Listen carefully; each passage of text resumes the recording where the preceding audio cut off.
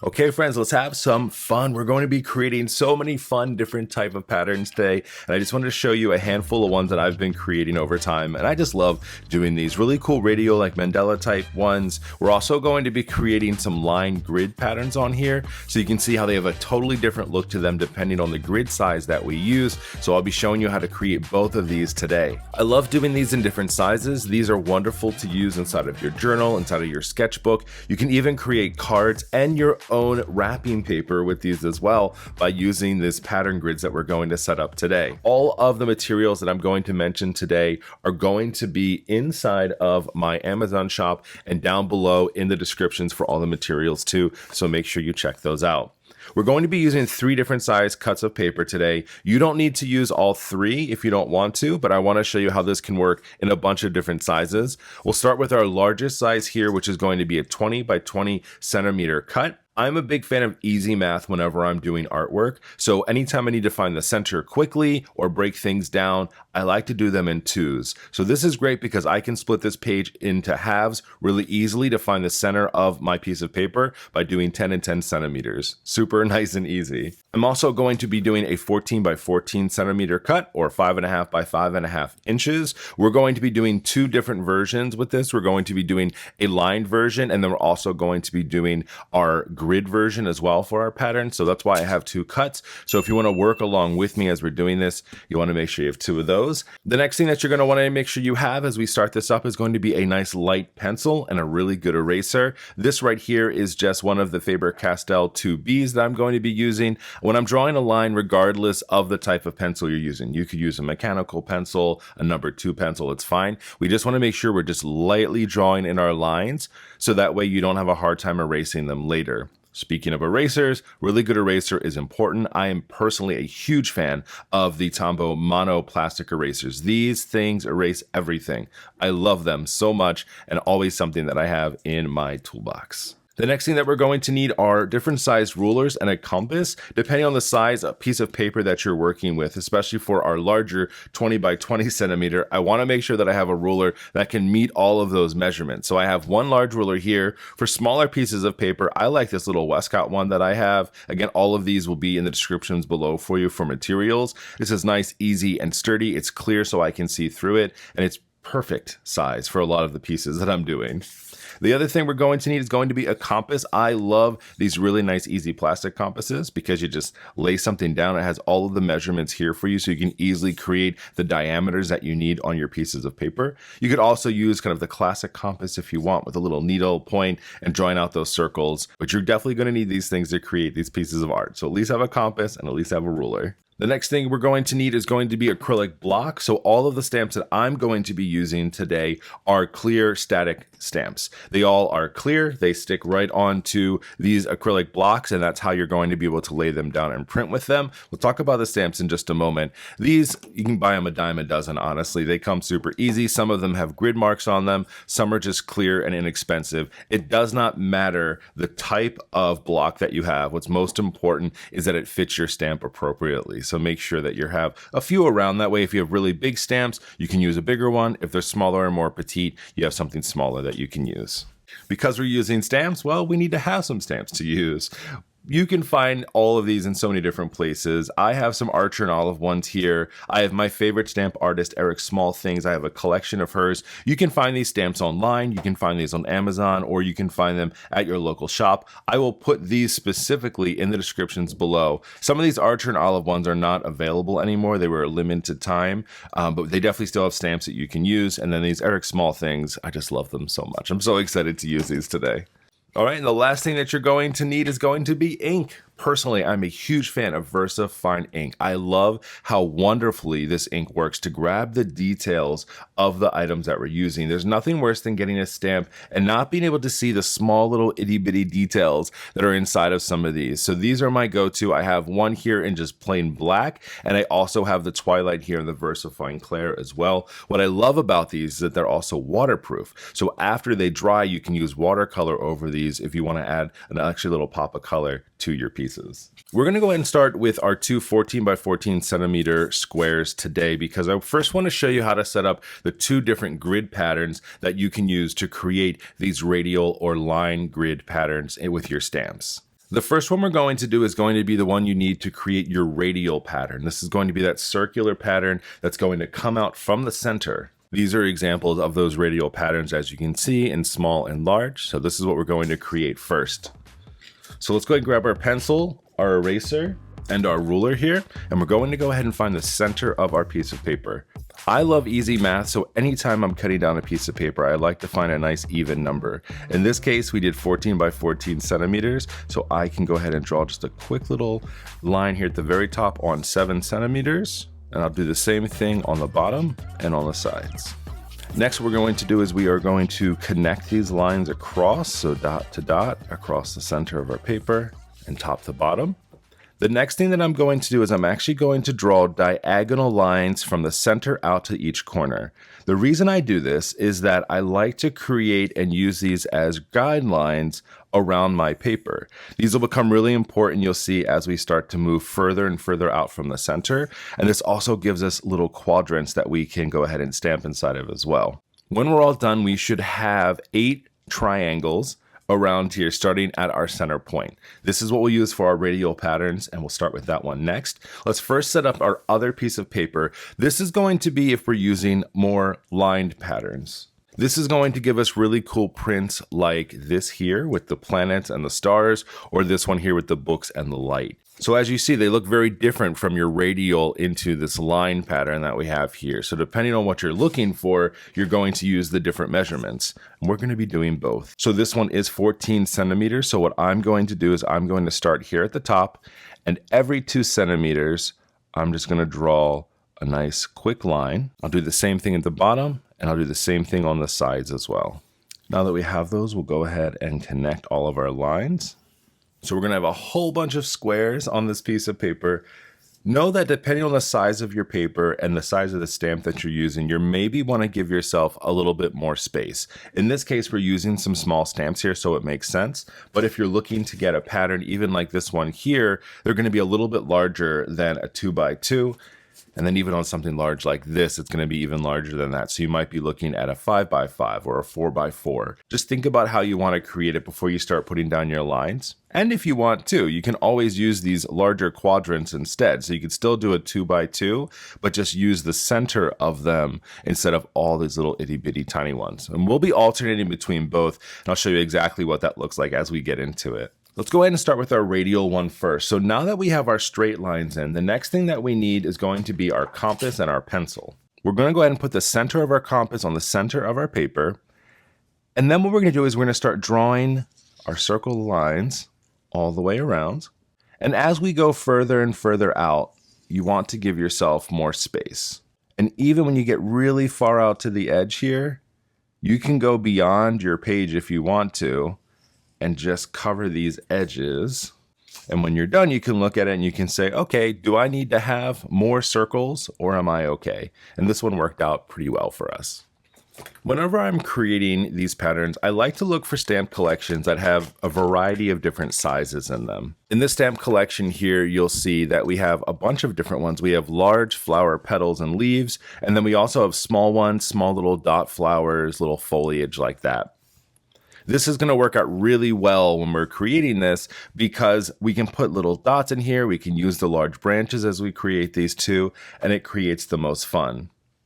On a small piece of paper, as an example, this one might not work out as well because all of these leaves and all of these elements are really big. I mean, that pumpkin is the whole size of the center of our piece. And this could work out if you were only going to do like a small little pattern. But if you're trying to do something bigger and bigger as you go out, this one isn't going to work out as well. Let's go ahead and grab our ink as well. The first one I'm going to do here is just going to be in black ink. We're going to keep this one simple. We're going to do some fun colors later when we get into our bigger size. I'm also going to grab my larger clear block as well for my stamps. And I have a smaller one here as well for some of my smaller stamps. So we'll go ahead and open up our ink, set that off to the side, and start picking out some of our stamps. The way that I like to work is I like to start at the center and then I like to work my way out. In the center, I like to find a centerpiece, something that I think is really beautiful, something that I think is going to work out really well for this center that's really going to kind of start things off and then I can branch out from. In this case, I'm actually going to start with just one of these flowers that are over here. It's the biggest of all these little flowers. But this is going to help create a really nice center point for me here. And then I can build out around this. A tip that I learned from another crafter is instead of taking your ink and tapping it onto your ink pad, they talked about taking your ink pad and tapping it onto your stamp. It gives a little bit of a different type of coverage. It also reduces the likelihood of you oversaturating or flooding out your stamp. So I'm going to go ahead and stick this one right here on the top. Boom, we have our first stamp. We're almost done. Off to the side of my paper, I just have a paper towel over here that I'm using, and I'm just stamping off that stamp real quick so that it's not extra inky as I go ahead and put it away. All right, the next thing that we're going to use is we're going to start with one of these leafy patterns here. This has a slight curve to it, so it is something that you have to consider as you're doing these. The reason we put the grids onto this paper is that I like to use them as ways to start to think about how I want to lay this out. You do have a few options when you're doing this. I don't have to go on every single line as I go around. I could choose to start here on the left, then add it over here to the right quadrant, and keep turning my stamp as I go. If I want, I could put them on every single line. I could put them in between each one of these lines as I go around. It's really up to you. To keep it nice and easy to start though, we're just going to stick to our lines and then we'll talk about filling things in later on. So let's go ahead and we're going to stamp our ink on here real quick. And then I'm going to start on this diagonal, just a little bit above where the flower is in the center. I'm going to line up the tip and the bottom of the stem. I'm going to go ahead and press that down here. We're going to do the same thing over here. We're going to line up the tip. We're going to line up the bottom of that stem and press it down. You can choose to turn your paper if you'd like, or you can choose to turn your stamp. It's completely up to you. The important part is that it just continues to go the same way as we're going around. If you feel like you're doing that, you want that another little center point here, you can always add more of these circles around here to help guide yourself a little bit. But I also don't want you to overdo it or overthink it. This is supposed to be fun. It is somewhat technical, but it's not so technical that you need to have every single line already spaced out for yourself. All right, now that we did some small ones, I like to start to introduce some larger elements to the page. So I have so many different options on here to use, but I'm actually going to start with this larger leafy one that we have down here.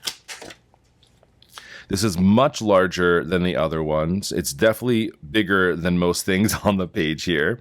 And it actually faces the opposite way now, whereas this one was kind of arched towards the right. This one arches towards the left. Also think about the placement of your stamps as well. I could start with my stem down if I wanted to, or much more interesting would be starting to put the leaves up and my stem facing up. We're going to line up our leaf here towards the bottom and our stem towards the top. We're going to lay that down. We're going to continue that all the way around. This does offset the center of that line a little bit. If you wanted to, you could certainly lay that centered on the line so your leaf is centered on the line. But this is your creation, so you're going to do it however you want.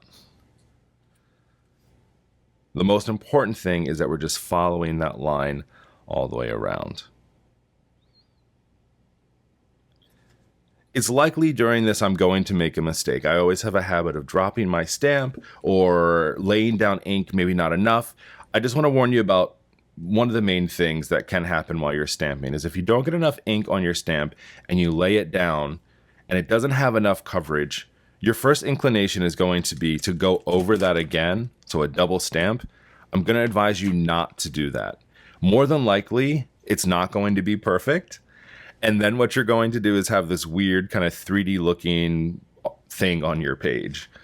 So if it happens, it's totally okay. Just leave it. Something I've learned more than anything about stamping is that it is an imperfect craft. It will get ink, little smudges, your fingers, your everything. You can see my hands are already starting to get covered a little bit. It happens. We've done a lot of leaves so far, a lot of like long leaves and small ones. So now the next thing I'm going to pick is going to be something totally different, which is going to be this stem here, but it has little dots on it instead. My favorite part about doing this type of stamping as well is that texture is so important to how these things look. And I just love the way different elements look on the page. So far, we've used these outside lines and we've gone very vertical or diagonal with it. But you can also go in a circular pattern as well. We have these circles here for that. And that's exactly what I'm going to do with this one here. What I'm going to do is I'm actually going to lay this on the line and I'm going to place it in a way such that there is space between the top of this leaf here and this little cutout that you see here on this stamp. And I'm going to lay this on this cross section here between these two lines, but I'm going to start going around this circle here instead. This is where it becomes really important to think about the pattern that you're doing, the space that you're leaving as well, and that way you can kind of find your place each time as you go around. And also really important that you are turning your stamp or turning your paper as you're going around as well. It's going to help you keep everything on point, and so you don't get lost within your stamp. As you can see, this thing is starting to take shape. I love this point right now because this is like, okay, this is becoming fuller. It's looking very cool. I love this part so much. The next thing that we're going to do is we're going to fill in some of this space a little bit. As you can see, we have a lot of white space around the outside, and we're going to slowly start to fill that in a little bit. Every stamp doesn't need to be fully seen. So one of my favorite things when we get to these outside edges is sometimes you're only going to see just a little tiny bit of a stamp. So this one here has some little flower petals on it and some leaves here, and I'm going to use that over here. Something we're going to need though when we get out to the edges is going to be a scrap piece of paper, or if you want, you could even use your paper towel that you have off to the side just to stamp those things off. You're just going to want that because you don't want to get your stamp onto your tabletop that you're using. I still stamp the entire stamp when I do this. I just want to make sure that I have enough coverage. So what I'm going to do is I'm going to use this diagonal line here. I'm going to use that for the center of this flower. I'm going to press it down. Nice.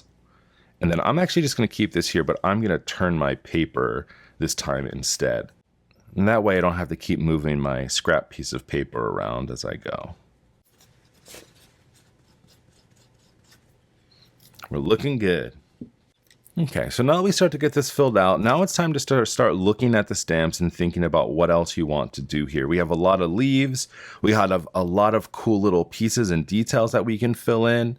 At this point now, though, I think what I want to do is start to fill in these spaces here at the top a little bit. So I'm going to look for a stamp that's going to be able to do that pretty well.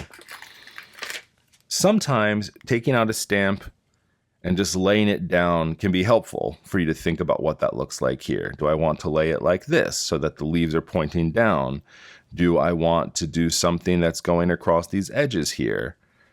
Don't be afraid before you ink it to try things out a little bit first to make sure that they're going to work out. That's what I think I'm going to do here. I'm going to use the top of these leaves and I'm going to go around these sections here.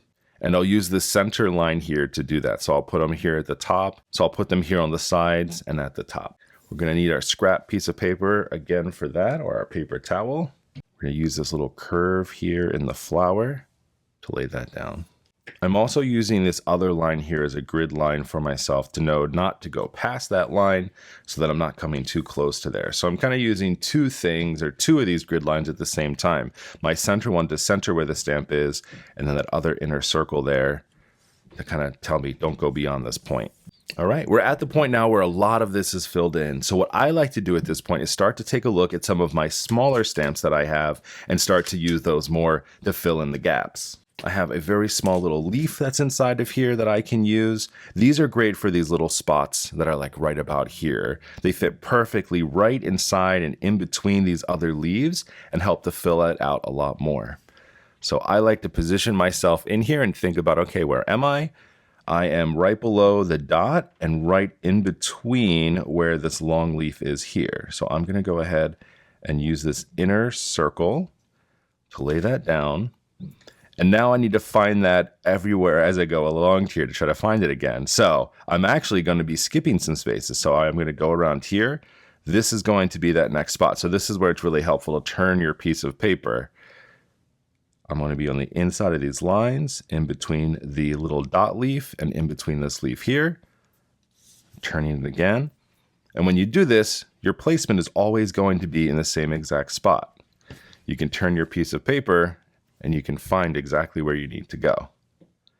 Because after a while, this gets a little bit confusing. There's a lot of spaces, a lot of shapes and places that our leaves are going. It can get a bit wild. Right, I have some other leaves here in some different sizes that we're going to be using as well. This one I'm actually going to turn this way.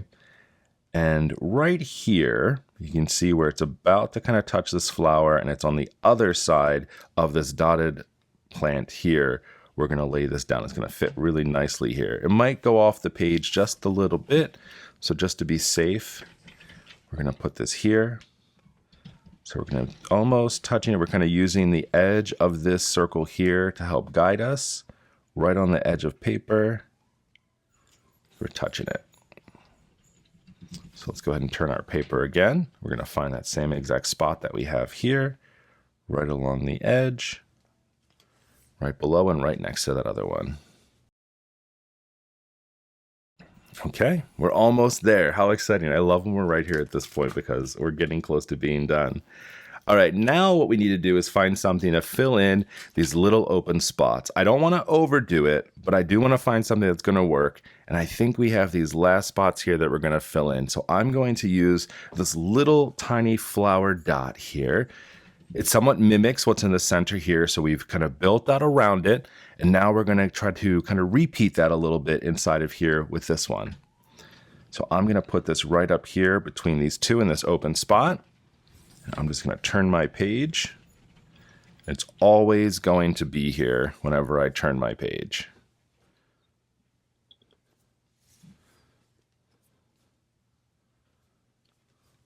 All right, I'm going to do one more because it has one that's an itty bitty little teeny tiny one here. And I feel like we need a little something right inside of here. This little thing will fit perfectly right here in between these. So let's just drop it there. Make sure I'm in the right spot. I'm just turning it. And I know that I'm right here. Turning it right here. Turning it and right here. Take a second, look at your composition, see if there's anywhere else you feel like something could be used. Okay, so I'm looking in here and I am thinking right about here, we need a little something. So I'm going to take this smaller leaf and I'm actually going to face it out. Everything we have is starting to go in a little bit. So right here on this outside curve, I'm going to go ahead and just follow this along. So it's going to go off the page. And that's okay. I think it makes a much more interesting composition when you can't always see everything. Now that we have everything here, what we're going to do is we're going to just give this a few minutes to dry. The worst thing you can do is start to try to erase those lines before your ink is dry, and then you smudge, and then you're just mad at yourself. So let's go ahead and put this off to the side for now, because the next one we're going to create is going to be using a line grid instead of the circular radial pattern, and those are going to look really cool too. So excited to do this one because these look totally different when you used a line grid instead of the radial grid on these. And you can even think about going about this in a much different way.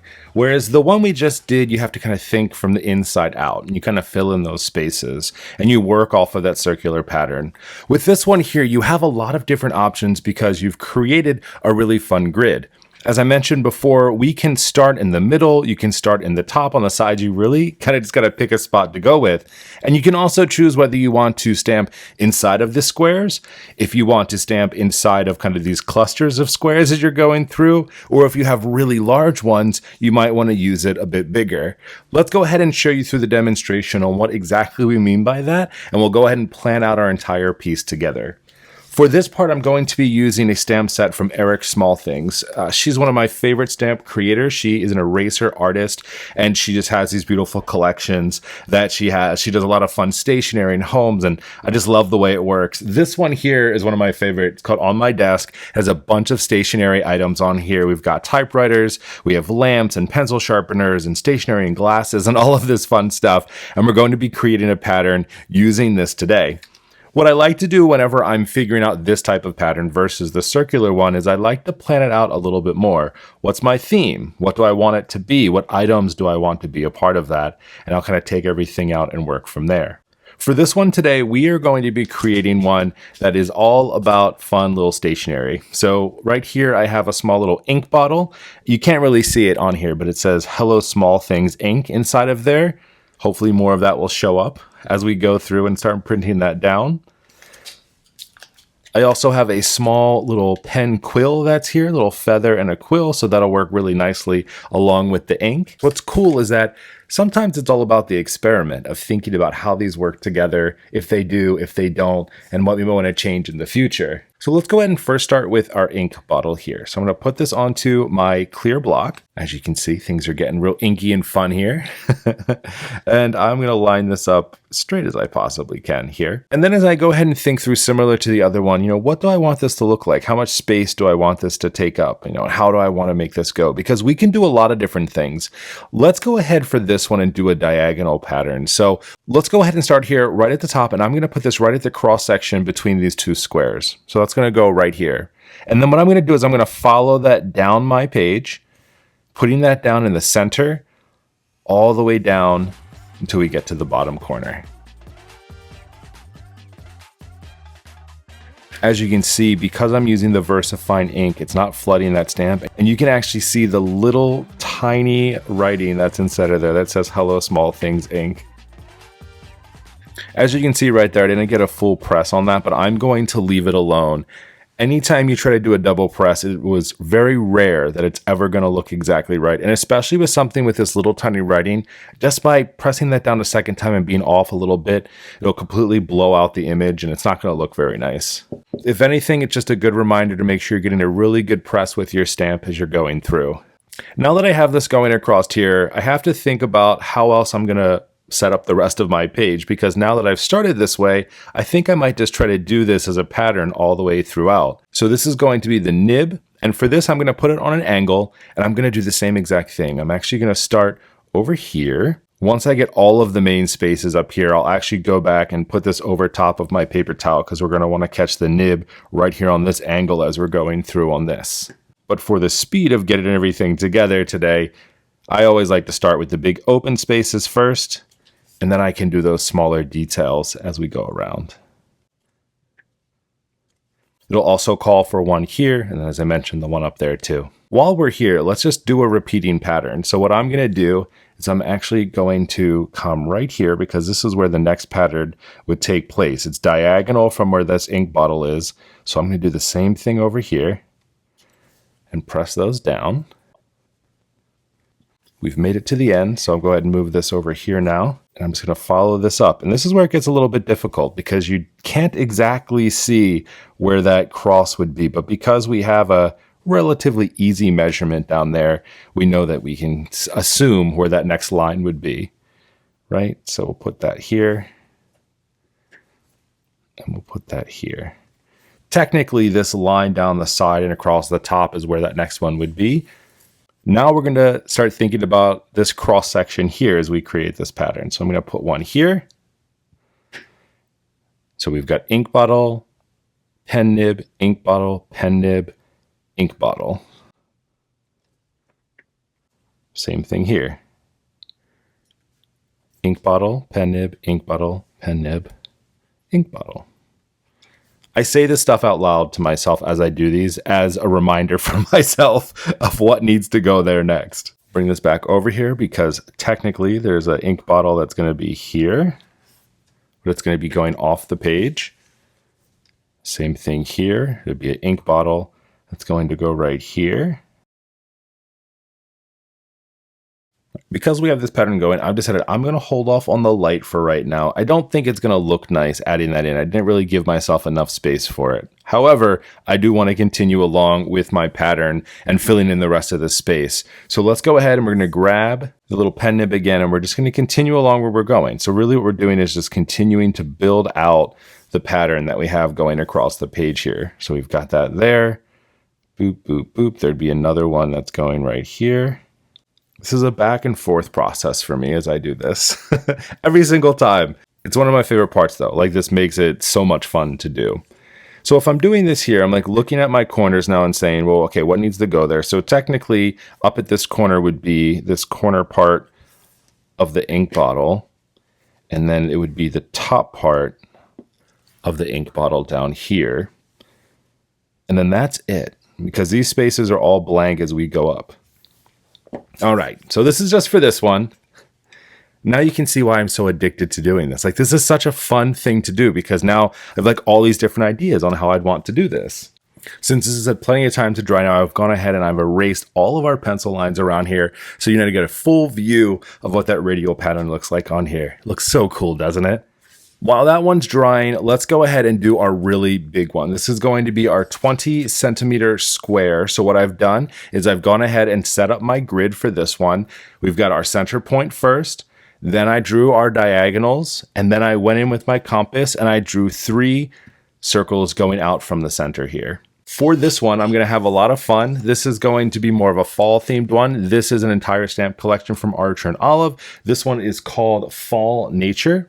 We've got a lot of fun stuff in here. Leaves, we've got pumpkins and pine cones. We've got blank, empty branches and some foliage and little mushrooms. I love this one. This is like one of my favorite stamps groups that we have. Now, along with doing this, I'm also going to show you how we're going to take this just a step further. So far we've only used black ink, but we're now going to be introducing a second ink, which is going to be the VersaFine Clair. This is Twilight. So this is going to give it that really dark blue, purple kind of color. When you're using different colored inks, you still have to think about your composition. What is this going to look like? How am I going to use those colors? For the most part, I like to kind of think about it in a similar pattern. I'm going to start with black, and then I'm going to maybe go to blue, and then I'll go to black and then blue, and it creates like a really cool color rainbow-ish, but it's only black and blue. So it's not very much of a rainbow, but your 2 colors, but it gives it a little bit more dynamic depth and it looks really fun. So let's go ahead and think about how we're going to start this one off. I think I'm going to do kind of this mushroom fall foliage look to it. So I'm going to grab this big mushroom. Because a lot of my branches and stuff are larger this time around, I'm actually going to use my big acrylic brick here. And let's go ahead and start with the dark blue. I think this will be a really nice center point, and it'll look really cool. Okay, so we're going to take that and flip that on our page, and it's going to fit almost perfectly right in the center of our paper there. Next, I'm going to go ahead and take this other smaller mushroom that we have here, and I'm going to create the pattern coming out from there. Now for this one though, I'm going to switch to my blue. So we're just going to keep this black and blue pattern going out from there.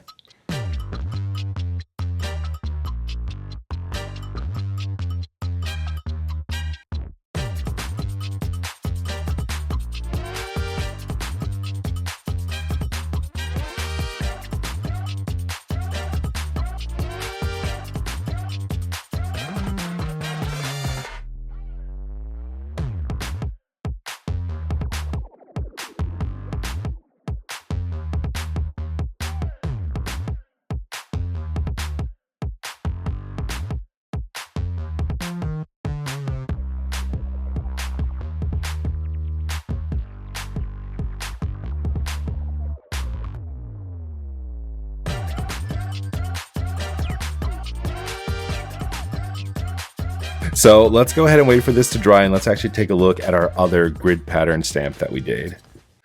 All right, so we erased everything off of this one so you can see what this looks like, which is pretty darn cool. I love the motion of this one, kind of has a directional pattern to it, which is really neat.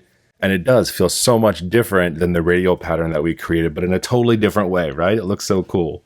We've given our big one some time to dry now as well. We've given it like 2 or 3 minutes. I like to just give it as it goes into there. So let's go ahead and take a look at our final product on our big radial one we did with all of our fall pieces. All right, and look at that. Oh, I love the way that this looks. It looks so cool. I'm so excited how this one turned out, right? Like, really cool pattern going out. We've kind of got the ins and the outs going on, and just the way that this wrapped around here just looks so awesome. This has been an incredibly fun class to do with you. I literally could sit here and just do stamp patterns all day long. I've definitely now reignited my interest in doing this as well. So hopefully you're just as excited as I am on this. And I really hope that you can take this away, learn, and make sure that you definitely tag me on Instagram. If you are making any of these other patterns, you can tag MENWHOBULLET. I really appreciate you hanging out with me and doing this, and hopefully finding a new invigorated love for stamp patterns. All of the materials that we use for this will be in the descriptions below, and this will link out to my Amazon shop that'll have all of these things in one spot, so you can add them to your cart and get them in no time at all. I'll also try to find some other cool stamps that you can use that might work really well for this, in case some of the Archer and Olive ones or the Eric Small Things ones aren't available. I'll find some pieces and put those in the links for you below as well.